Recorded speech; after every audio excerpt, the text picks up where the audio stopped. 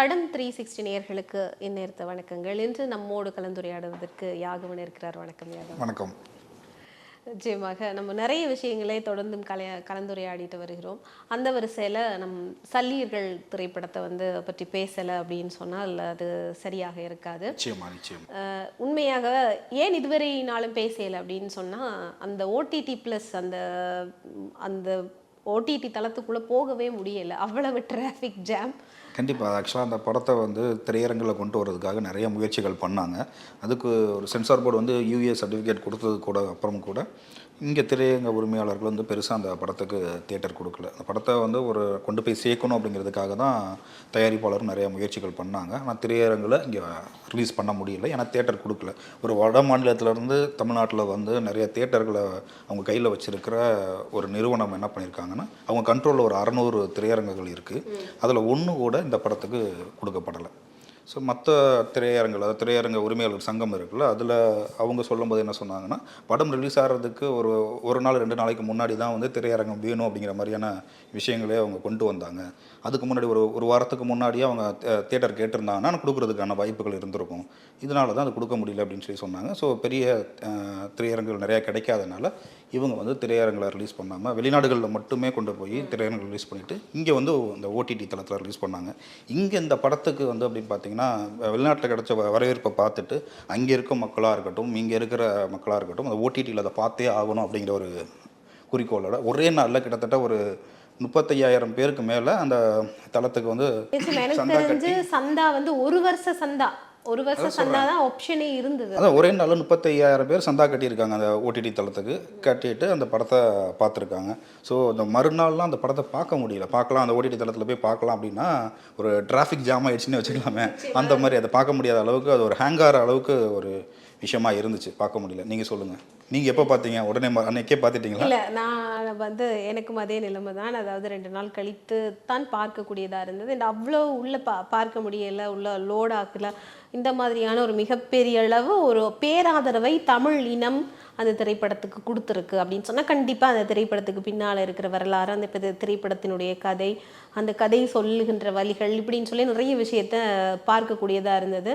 குறிப்பாக எல்லாள தேசம் அப்படின்னு ஒரு தேசத்துக்கும் சிங்க தேசத்துக்கும் இடையில் நடந்த ஒரு கதையாகத்தான் அந்த படத்தினுடைய ஆரம்பத்திலேயே சில எல்லாமே ஒத்து போகுது. எல்லாள தேசம் என்றாலும் ஒரு தமிழ் மன்னன், அங்கே இலங்கையை ஆண்ட ஒரு எல்லாள மன்னன் அப்படின்னு சொல்லி எடுத்துக்கொள்ளலாம். சிங்க தேசம் அப்படின்னு சொன்னால் எப்படி விஜயனுடைய வருகை, அதை அப்படி, அதாவது பண்டைய காலம் தொட்டு இன்றைய அரசியல் காலம் வரைக்கும் என்ன விஷயங்கள் எல்லாம் நிகழ்ந்தது அப்படின்றதும் அந்த படத்தில் சிறப்பாக எப்படி எந்த அளவுக்கு எந்த மீட்டரில் கொடுக்கணுமோ அந்த மாதிரி தமிழினத்தில் நடந்த ஒரு விஷயத்த என்ன சொல்கிறது, அந்த நாட்டோட மேப்பை கூட வேறு மாதிரி சித்தரித்து காமிச்சு ஸோ கதை சொல்லியிருந்தாங்க. ஒரு கற்பனை கதை மாதிரி சொல்லியிருந்தாங்க. ஆனால் ஆப்வியஸ்லி அது என்னன்னு எல்லாருக்குமே தெரியும்.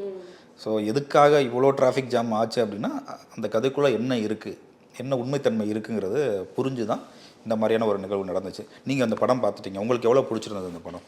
இல்லை, நிச்சயமாக அந்த படம் உணர்வு ரீதியாக பல இடங்களை கனெக்ட் ஆகிட்டு, சில காட்சி அமைப்புகள்லாம் ஒரு மறைக்கவும் முடியாது இறுதி யுத்தத்தில் நடந்த சில காட்சிகள், அதுவும் சேனல் 4ல் வெளியிடப்பட்ட சில காட்சிகள், அந்த பின்பக்கம் கைகளை கட்டி கொண்டு போய் அந்த வீரர்களை எப்படி ஒரு மாதிரியாக கொலை செய்கிற அந்த விஷயங்கள், அதாவது சரணடைந்ததற்கு பிறகு என்ன மாதிரியான விஷயங்களை எல்லாம் கை கொள்ளணும் அப்படின்னு சொல்லி உலகத்தில் இருக்குது. இது போர் விதிகளில் இருக்குது. ஆனால் அந்த போர் விதிகள் எல்லாம் எப்படி ஒரு அறம் சார்ந்து இல்லாமல் மீறப்பட்டது அப்படி என்பதையும், குறிப்பாக ஒரு காட்சி எனக்கு மிகவும் மனதை கொன்றெடுத்தது அப்படின்னு சொல்லலாம்.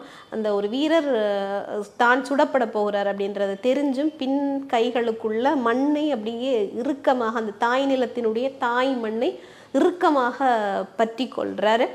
பற்றி கொண்டதுக்கு பிறகு அவர் சுட்டு கொல்லப்படுறார். அந்த ஒரு புடி மண் கூட உங்களுக்கு சொந்தமில்லைங்கிற மாதிரியா ஒரு விஷயத்தை சுட்டு கொள்ற அந்த ராணுவ வீரர் அந்த காலால் அதை தட்டி இறுதியாக இறந்ததுக்கு பிறகு அந்த இறந்த அந்த உடலுக்குள்ள, அந்த கைக்குள்ள கூட அந்த ஒரு பிடி மண் இருக்கக்கூடாது, அது சிங்க தேசத்துக்கு தான் சொந்தம் அப்படின்ற ஒரு நோக்கத்திலேயே அந்த வீரருடைய கால்களை தட்டி விடுற அந்த காட்சி ஒரு மிகப்பெரிய அளவில் மிகப்பெரிய ஒரு தாக்கத்தை தந்த காட்சியாக இருந்தது. நீங்கள் வேறு என்ன காட்சிகளை குறியீடுகளாக நீங்கள் பார்த்துருக்கீங்க?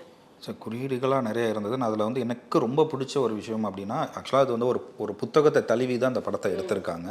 ஸோ இதில் வந்து பார்த்தீங்கன்னா, சரி எதிரியாக இருந்தால் கூட அடிபட்டு உயிருக்கு போராடும் ஒரு நிலையில் இருந்தானா, அவனுக்கு வந்து முதல்ல வைத்தியம் பார்க்கணும், அவனை காப்பாற்றணும், அவனுக்கு வந்து அவனோட உயிரை காப்பாற்றணும் அப்படின்னு ஒரு விஷயத்த சொல்லியிருக்காங்கல்ல. அது ரொம்ப டச்சிங்காக இருந்தது. அது ஆக்சுவலாக உண்மையாக நடந்த சம்பவம். உண்மையாக நிறைய விஷயங்கள் அதை பண்ணியிருக்காங்க. அதாவது எதிரிக்கு மட்டும் இல்லாமல் பொதுமக்களுக்குமே இந்த வைத்தியம் பார்க்குறதா இருக்கட்டும், மருத்துவம் பார்க்குறது எல்லாமே வந்து அந்த புத்தகத்தில் சொல்லப்பட்டிருக்கு.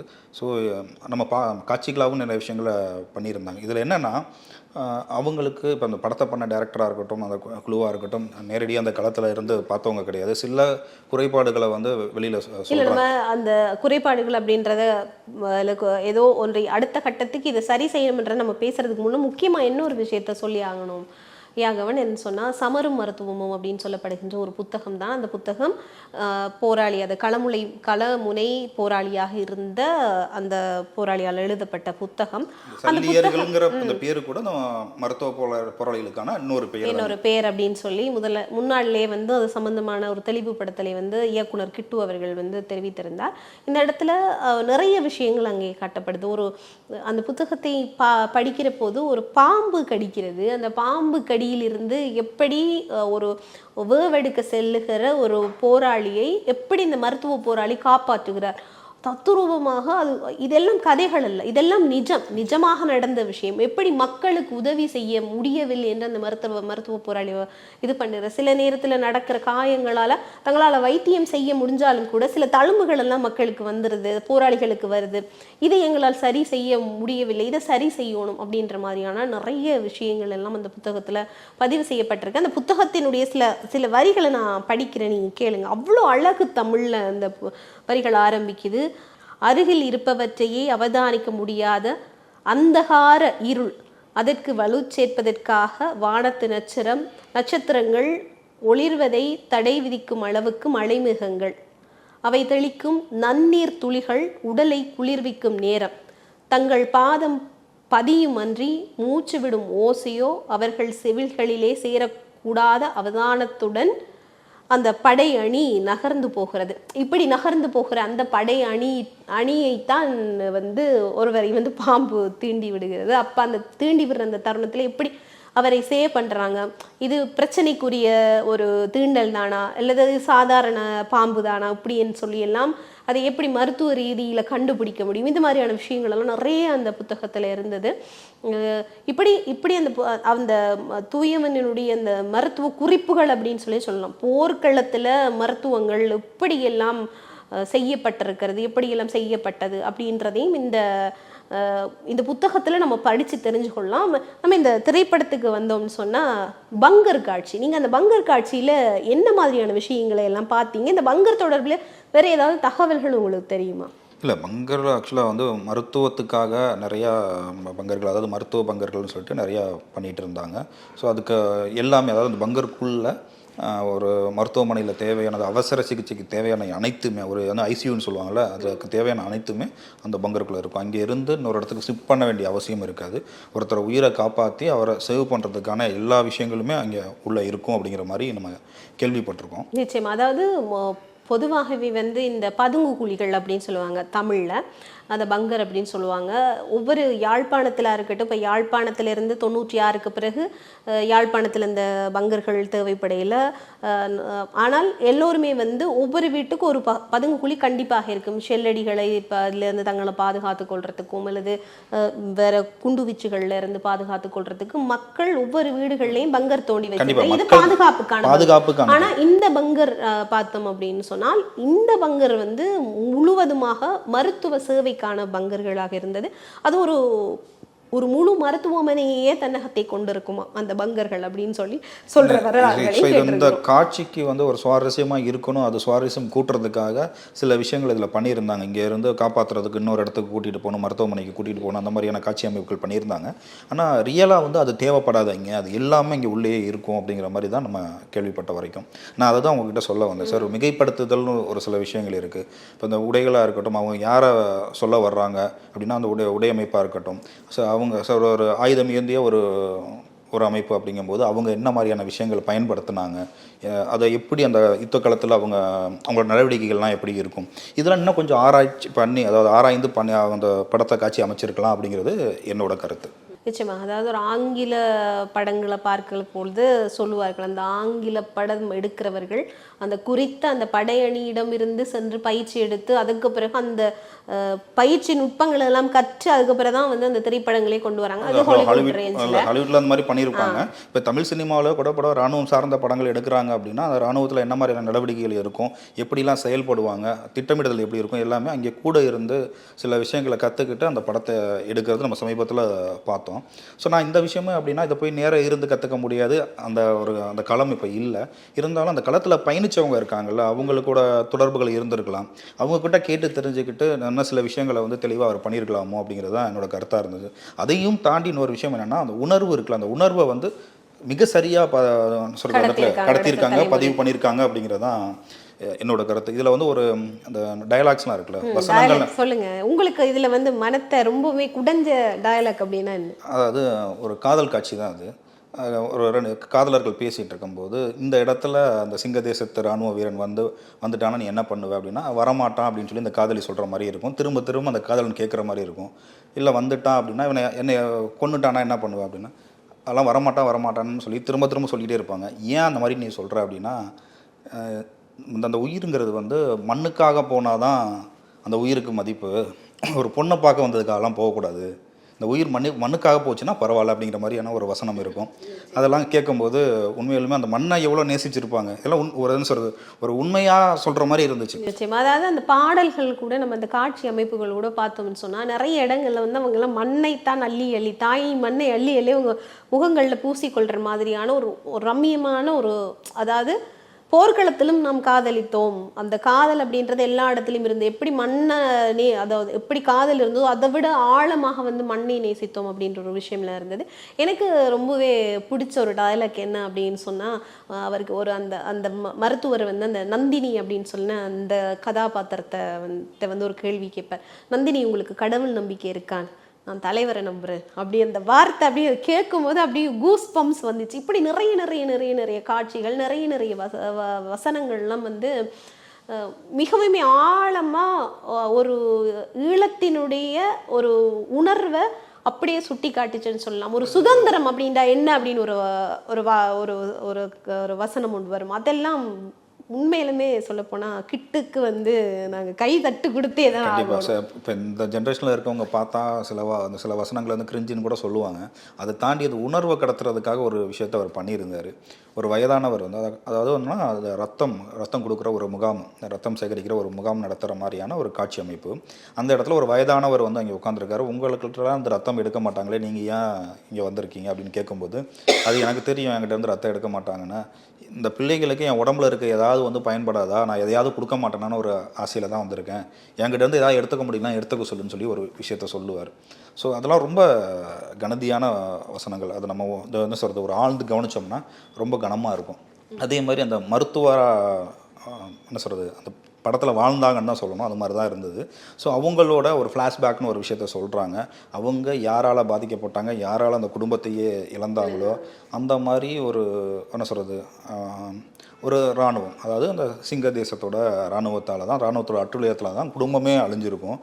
அப்படிப்பட்ட சூழலில் இவங்க ஒரு மருத்துவராக வந்து இருக்கும்போது அங்கே இருந்து அதாவது அந்த இராணுவ குழுவிலேருந்து பாதிக்கப்பட்டு அது அடிபட்ட ஒருத்தருக்கு அந்த உயிர் கொடுக்குறது, மருத்துவம் பார்க்குறது, உயிரை கொடுக்குறதுக்காக போராடுறது அப்படிங்கிறதுலாம் அந்த காட்சி அமைப்புலாம் ரொம்ப அழகாகவே இருந்துச்சு. ஸோ அவங்க ரியலாகவே அந்த கேரக்டராகவே வாழ்ந்தாங்கன்னு தான் சொல்லணும். ரொம்ப அருமையாக பண்ணிருந்தாங்க. நிச்சயமாக. அப்புறம் இன்னொரு காட்சி அமைப்பு வந்து மிகவுமே மனதை தொட்டுச்சு அப்படின்னு சொல்லலாம். என்ன அப்படின்னு சொன்னால், ஒரு ஏற்கனவே நான் இதுக்கு முன்னதாக சொன்னது போல் அந்த 2 கைகளையும் பின்னால் கட்டினா, அதாவது எதிரியிடம் மாட்டினால் தமிழர்களுக்கு என்னெல்லாம் நடந்தது அப்படி என்பதையெல்லாம் நாம் நிறைய காணொலிகள் இன்னும் இருக்குது. நீங்கள் போய் இப்போ உங்களுக்கு மனது வந்து திடமாக இருந்தால் நீங்கள் கூகுள்லேயே போய் சர்ச் பண்ணினா, யூடியூப்லேயே தேடினா அந்த இறுதி யுத்த காலகட்டங்கள் எல்லாம் என்ன மாதிரி எல்லாம் சரணடைந்தவர்களுக்கு என்னவான விஷயங்கள்லாம் நடந்தது அப்படின்றதெல்லாம் அங்கு பார்க்க முடியும். அந்த நிலையில் இந்த ஒரு இராணுவம் தன்னிடம் சரணடைந்த போராளிகளை எப்படி நடத்தியது அப்படின்றத அவங்க நினைப்பாங்க. அந்த பெண்களை எல்லாம் எவ்வளவு தூரம் இழிவாக அதில் இழிவாக பேசுகிறாங்க. ஆனால் பெண்களை எல்லாம் அரெஸ்ட் பண்ணப்பட்ட அல்லது சரணடைந்த பெண் போராளிகள் எல்லாம் எப்படி நடத்தினார்கள்ன்றது உலகறிந்த ரொம்ப ஒரு இழிவான ஒரு டயலாக் கூட ஒன்று இருக்கும். இதுக்கெல்லாம் அந்த மாதிரி ஒரு இழிவாக நடந்துக்கிறது கூட இவங்களுக்குலாம் தகுதி இல்லை அப்படிங்கிற மாதிரியான ஒரு விஷயத்த சொல்லிட்டு அந்த 2 பெண் போராளிகளை வந்து சுட்டு ஏன்னா இது அதுக்கு பிறகு ஆனா இப்படி நடத்தினார்கள். ஆனா இவர்கள் எப்படி நிராயுதபாணியா வரும்போது நடத்தப்படுகிறார்கள், அதாவது இராணுவம் அப்படி என்பதை இது வந்து சொல்லுவாங்க. அதாவது தலைமகனினுடைய வளர்ப்பு அப்படின்னு சொல்லலாம். உண்மை அதுதான். அப்படித்தான் நடத்தப்பட்டது. வரலாறுகள் சொல்ல நிறைய செய்திகள் இருக்கிறது. அதாவது ஆயுதம் இல்லாமல் ஒரு பகைவன் பிடிபட்டால் அவனை எப்படியெல்லாம் நடத்த வேண்டுமோ, அவனுக்கு என்ன மரியாதைகள் கொடுக்க வேண்டுமோ, பாதுகாப்புன்றது ஒரு பக்கம் இருக்க, எப்படியெல்லாம் மரியாதை கொடுக்க வேணுமோ அப்படின்ற அந்த விஷயங்கள் எல்லாம் அவர்களால் வந்து கை கொள்ளப்பட்டது, நடக்கப்பட்டது வரலாறுகள் இருக்கு. ஒரு சிங்கள பெண்மணிக்காக ஒரு கைப்பற்றப்பட்ட ஒரு கைதியை விடுதலை செய்த வரலாறு இதெல்லாம் நிறைய இடங்கள்ல வந்து பேசியிருக்கிறோம். இது வந்து அந்த தலைமகனுடைய வளர்ப்பு அப்படின்னு தான் சொல்ல வேண்டும். அதான் சொல்லுவாங்க, பகைவர்க்கும் அருள்வாய் நெஞ்ச. இது தமிழர்களால் மட்டும்தான் முடியும். யாகுவன் அந்த பங்கர் இருக்கிற இடம் வந்து ரத்தக்காடாக மாறணும்னு சொல்லி பேசின ஒரு டைலாக். அதாவது சிங்க தேசத்து இராணுவ வீரன் வந்து ரத்தக்காடாக மாறணும் அப்படின்னு ஒரு டைலாக் பேசிட்டு அவங்களோட ஆட்களோட அந்த இடத்த நோக்கி வரும்போது எப்படி அவர் சுட்டு கொல்லப்பட்டு அந்த இடம் ரத்தக்காடாக மாறுது அப்படிங்கிற மாதிரி ஒரு காட்சி அமைப்பு இருக்கும். ஸோ அந்த ஒரு நல்லா இருந்துச்சு. என்ன சொல்கிறது, நீ இப்படி டைலாக் பேசிட்டு வரும்போது அதுக்கு ஆப்போசிட்டாகவும் நடக்குண்டாங்க அப்படிங்கிற மாதிரியான ஒரு விஷயத்த காமிச்சிருந்தது. அழகாக இருந்தது. ஒட்டுமொத்தமாக வந்து அடுத்த தலைமுறைக்கு என்ன மாதிரியான செய்திகளை கடத்தணுமோ உணர்வு ரீதியாக அந்த படம் வந்து கடத்தி இருக்கு அப்படின்னு தான் சொல்லுவாங்க. இந்த படத்தை தயாரித்ததுக்கு அந்த ஒரு பொருளாதாரம் அப்படிங்கிற ஒரு விஷயம் இருக்குல்ல, அது கொஞ்சம் ரொம்ப கம்மியாக ஒரு லிமிட்டடாக கிடைச்சதுனால அதை அவரால் என்ன செய்ய முடியுமோ அதை வந்து அழகாகவே கடத்தியிருந்தாங்க. இன்னமும் ஒரு டீட்டெயிலிங் இன்னும் பண்ணியிருக்கலாம். என்ன சொல்கிறது, இந்த படம் வந்து ஒரு வெற்றி படம் தான். வெளிநாடுகளில் நல்லாவே போயிட்டுருக்கு. இப்போ அந்த ஓடிடி தளத்துலையுமே மிக சிறப்பாக போயிட்டுருக்கு. ஸோ நீ அடுத்தடுத்த படங்கள் இந்த மாதிரியான ஒரு படைப்புகள் இயக்குனர் கிட்ட பண்ணுறாரு அப்படின்னா இன்னமும் இந்த பொருளாதாரத்தில் இன்னும் கொஞ்சம் மேம்பட்டு நல்ல விஷயங்களை, அதாவது உள்ள என்னென்ன டிகோட் பண்ணணுமோ அதை இன்னும் தெளிவாக இன்னமும் சிறப்பாக எல்லாருக்கிட்டையும் அதாவது அந்த களத்தில் இருந்தவங்க கிட்ட கேட்டு தெரிஞ்சுக்கிட்டு இன்னும் சிறப்பாக பண்ணாருன்னா நல்லா இருக்குங்கிறது என்னோட. நிச்சயமாக எனக்கு தெரிந்த அந்த திரைப்படம் வந்து தமிழர்கள் மத்தியில் மிகப்பெரிய வெற்றியை மிகப்பெரிய வசூலையும் பெற்றிருக்கிறது. வெற்றி நடைபோடுகிறது அப்படின்னு சொல்லலாம். நிறைய விஷயங்களை நான் பொறுத்த வரைக்கும் பேசியிருக்கிறோம் அந்த திரைப்படம் பற்றி. குறிப்பாக கருணாசினுடைய நடிப்பும் மிகச்சிறந்த அளவில் இருந்தது. அதெல்லாம் சொல்ல முடியாது. நீ தலையை நிமிரடா அப்படின்னு சொல்லி அந்த வசனங்கள் இருக்கும். எப்படியாவது சுட்டு போடுவாங்க தலையை நிமிர் அப்படின்ற மாதிரி இருந்தது. ஆனால் எனக்குள்ள இன்னொரு விஷயம் இருந்தது என்னன்னு சொன்னால் அந்த மொழி வழக்கு, அந்த ஸ்லாங், அந்த உடையோடு நாங்கள் பார்த்த அந்த எப்படி சொல்றது அந்த உருவங்களுக்கு இந்த மொழிநடையை வந்து பார்க்க முடியல. ஆனால் சில இடத்துல வந்து ஸ்கூல் யூனிஃபார்மாக காமிச்சது, சில இடங்களில் வந்து அந்த மொழிநடை இது எல்லாமே வந்து அவங்க சொல்கிறது என்னென்னா நிறையா ரெஸ்ட்ரிக்ஷன்ஸ் இருக்குது, அதை அப்படியே பண்ண முடியாது. எங்களோட வந்து உணர்வை கடத்தணும், உண்மையை சொல்லணும், அது இப்படி தான் சொல்ல முடியும் அப்படிங்கிறத இயக்குனர் நிறைய இடத்துல சொல்லியிருக்காரு. இயக்குனரை பற்றி சொல்லும்போது இதுக்கு முன்னாடி மேதகு அப்படிங்கிற ஒரு படத்தை, அது மேதகு 2 பாட்டாக வந்து அதில் முதல் பாகத்தை மிக சிறப்பாக இருந்தது. அந்த பாகத்தை இயக்குனது கிட்டு அவர்கள் தான். ஸோ நான் அதை சொல்லணும்னு நினச்சேன். நிச்சயமா அதுவும் அது வந்து ஓடிடிக்காகவே எடுக்கப்பட்ட ஒரு திரைப்படம் அப்படின்றதால எந்தவித சமரசமும் இல்லாமல் மிகச் சிறப்பாகவே வந்து அந்த படம் அமைந்திருந்தது. அதுக்கு முதல் வாய்ஸ் ஆஃப் கரிகாலன் அப்படின்னு சொல்லிட்டு ஒரு குறும்படம் மாதிரி எடுத்திருந்தாங்க. ஸோ தொடர்ந்தும் அவர் தனக்கான தேசப்பணியை தான் வந்து எந்த சமரசமும் இல்லாமல் இதே போல் இதற்காகத்தான் பயணிப்பேன் அப்படின்னு சொல்லி ஒரு வாக்குறுதியும் அவருடைய காணொளிகள் மூலம் கொடுத்திருக்கார். அதையும் கடந்து தமிழகத்தினுடைய சில பிரதேசங்களில் சில இடங்களில் வந்து இளைஞர்கள் சேர்ந்து சில தியேட்டர்களை வாடகைக்கு எடுத்து அவர்கள் இந்த திரைப்படத்தை தியேட்டர்களில் காட்சிப்படுத்துகிறாங்க. ஏன்னு சொன்னால் அது மிகவுமே வந்து தியேட்டரில் காட்சிப்படுத்துகிற அளவுக்கு ஒரு மிகவுமே சிறந்த ஒரு தயாரிப்பு நிலையில தான் அந்த திரைப்படங்கள் இருந்தது. காட்சிப்படுத்துகிற சில விஷயங்களையும் நம்ம பார்க்கக்கூடியதாக இருந்தது. தொப்புள் கொடி உறவுகள், தமிழக உறவுகள், நிறைய விஷயங்களை செய்கிறார்கள். இந்த இடத்துல அதையும் நாம் கொஞ்சம் பெருமை கொள்ள வேண்டிய ஒரு விஷயமா தான் இந்த இடத்துல இருக்கு. தொடர்ந்து இயக்குனர்கிட்ட இது மாதிரி படங்களை தொடர்ந்து அவர் கொடுப்பாருன்னு நம்பலாம். நம்மளும் இது மாதிரி தொடர்ந்து அவரோட படைப்பை பற்றி பேசணும். கண்டிப்பாக நிச்சயமா. இதுவரை நேரமும் இந்த காணொளியையும் சல்லியர்கள் தொடர்பிலான பல விஷயங்களையும் உங்களோடு பகிர்ந்து கொள்றதுக்கான இந்த சிறப்பான நேரத்தை அமைத்து கொடுத்த இந்த பிரபஞ்சத்துக்கு உங்களுக்கு நன்றியை சொல்லிக்கொண்டு நன்றி.